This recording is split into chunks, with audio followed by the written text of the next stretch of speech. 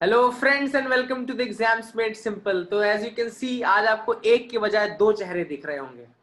दो चेहरे दिखने का कारण ये है कि आज जो काम हम करने वाले हैं, जो सीरीज हम स्टार्ट करने वाले हैं, उसमें एक व्यक्ति से काम ही नहीं होता। उसमें एक व्यक्ति सवाल पूछने के लिए चाहिए और दूसरा व्यक्ति जवाब देने के लिए चाहिए। तो अब यशवी बताएंगे आपको डिटेल्स कि क्या ये सीरीज है और क्यों हमने ये स्टार्ट किया। तो प्लीज यशवी डू टेल।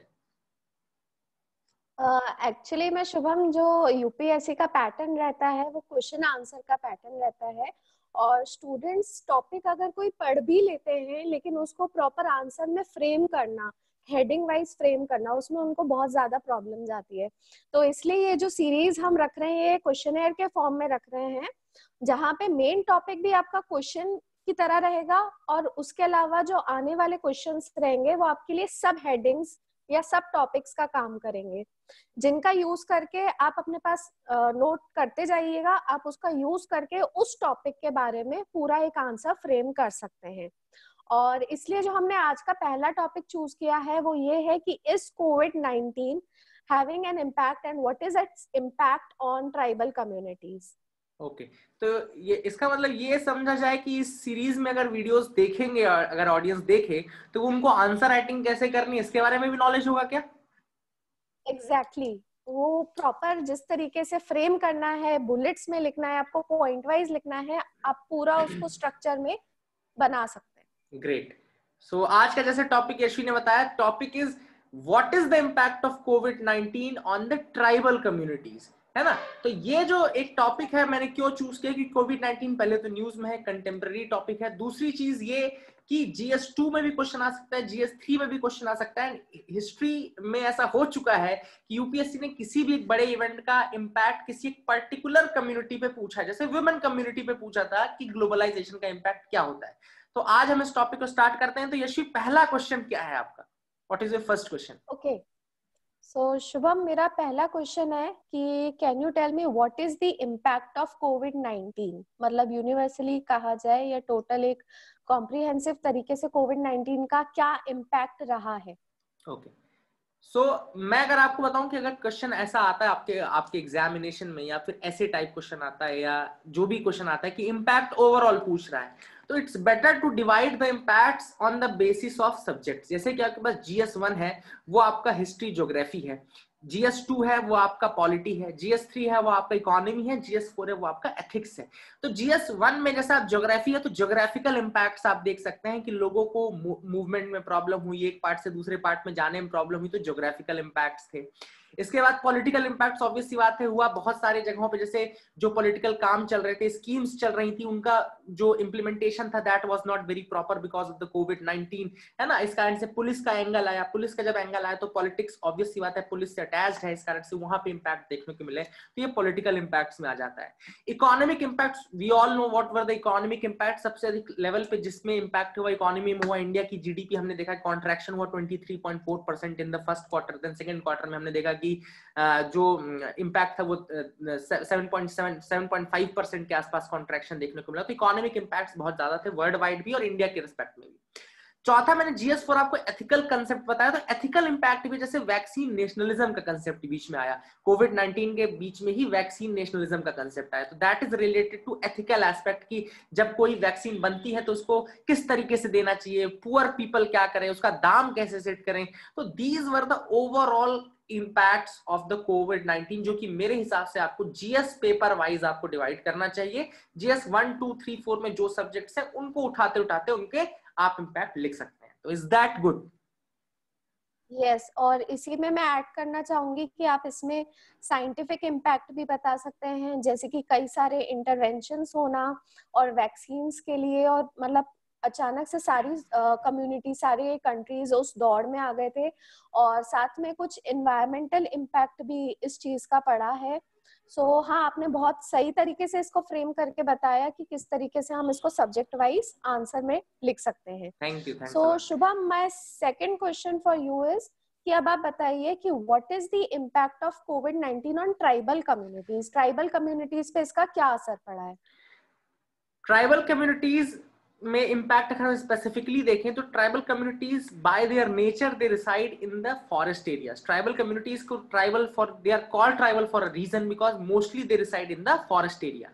तो सबसे इंपॉर्टेंट जो इम्पैक्ट देखने को मिला कि ये था कि कनेक्टिविटी जब लॉस हुई तो उनका जितना भी कोऑर्डिनेशन, जितना भी कनेक्शन था सिटी लाइफ से, जो भी थोड़ा बहुत लेवल पे होता था, वो पूरा रुक गया, दैट स्टॉप्ड। इस कारण से जो हुआ कि जो फैसिलिटीज उन पे जा सकती थी, जैसे कि दूसरा हम इसमें पॉइंट लिख सकते हैं कि हेल्थ इंफ्रास्ट्रक्चर की जो फैसिलिटीज थी जो उनको प्रोवाइड होनी चाहिए थी, that they were not getting. Already they are living in a different terrain जो कि थोड़ा आउटसाइड में है, फिर ऊपर से कोविड-19 के रिस्ट्रिक्शंस, इस कारण से जो हेल्थ सुविधाएं उनको मिलती थी वो नहीं मिल पा रही थी। जो बच्चे स्कूल में आते थे, कुछ अगर फॉरेस्ट एरियाज में नहीं है बट वो अगर स्कूल भेजना चाहते थे तो दैट ऑल्सो स्टॉप, क्योंकि स्कूल बंद हो गए।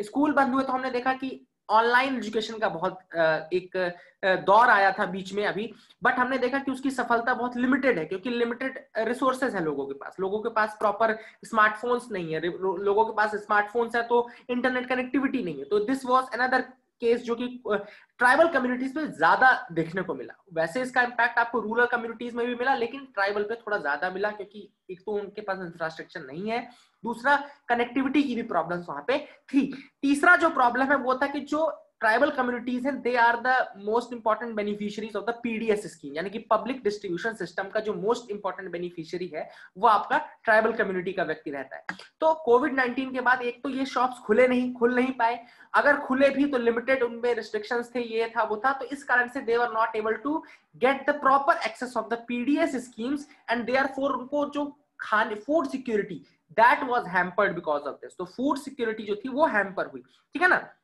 इसके अलावा हमने देखा कि जो डायरेक्ट कैश बेनिफिट्स ट्रांसफर होते थे, डायरेक्ट कैश बेनिफिट ट्रांसफर, उसमें प्रॉब्लम हुआ। उसमें मतलब कुल मिला के जो मैंने आपको बताया था कि स्कीम्स का इंप्लीमेंटेशन प्रॉपर नहीं हो पाना, पूरे के पूरे रिसोर्स को अपन कोविड-19 की तरफ ले गए। These were the major problems जो ट्राइबल्स को फेस करना पड़ा। प्लस ट्राइबल्स को इंपॉर्टेंस है उनका माइनर फॉरेस्ट प्रोड्यूस रिलेटेड रहता है, जैसे माइनर फॉरेस्ट प्रोड्यूस को बेचते हैं, तो ये मार्केट्स का क्लोज होना, वो मार्केट में आके बेच नहीं पाए, तो जो उनकी एकमात्र कमोडिटी थी जिससे उसको इकोनॉमिक बेनिफिट मिलना था वो नहीं ले पाए। तो actually these were the most important impacts specifically for the tribal communities.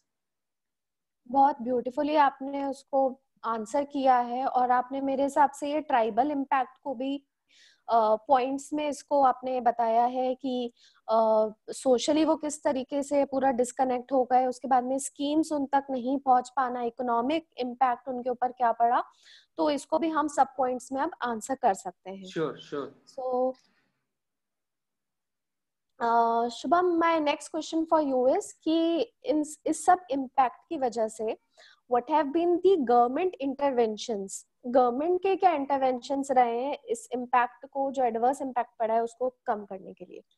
Actually this is a very very good question, क्योंकि हमको अभी तक हमने देखा था कि जो अप्रोच रहती है हमेशा वो रहती है कि बहुत लेट रिस्पांस आता है गवर्नमेंट की तरफ से। Actually the response comes after 1 or 2 years sometimes, but इस बार कोविड-19 के केस में हमने देखा गवर्नमेंट ने बीच में ही, जैसे there are about 49 minor forest produce items जिनके की एमएसपी को उन्होंने रिवाइज किया, उसको इंक्रीज किया, ताकि जो डायरेक्ट बेनिफिट है, जो डायरेक्ट उनका रिलीफ है, वो ट्राइबल कम्युनिटीज को मिल पाए। दूसरा जो इंपॉर्टेंट एक चेंज किया जो मुझे लगता है बहुत इंपॉर्टेंट है कि जो एफआरए टाइटल होल्डर्स हैं, मतलब कि फॉरेस्ट राइट एक्ट के अंतर्गत जो टाइटल होल्डर्स हैं, उनको additional 50 day of work guarantee किया गया। एम्प्लॉयमेंट गारंटी स्कीम्स के अंतर्गत 50 दिनों का डायरेक्ट एम्प्लॉयमेंट गारंटी किया गया। तो these are the two important steps taken specifically for the tribal communities. Otherwise जो हेल्थ के लिए किया या ये ओवरऑल सबके लिए किया गया था, लेकिन अगर स्पेसिफिकली ट्राइबल कम्युनिटीज की बात करें तो उनको जो 50 दिनों का एडिशनल वर्क प्लस आपका जो 49 आइटम्स है उनका जो मिनिमम सपोर्ट प्राइस है उसको रिवाइज करना, दीज वर द टू की points I think in that.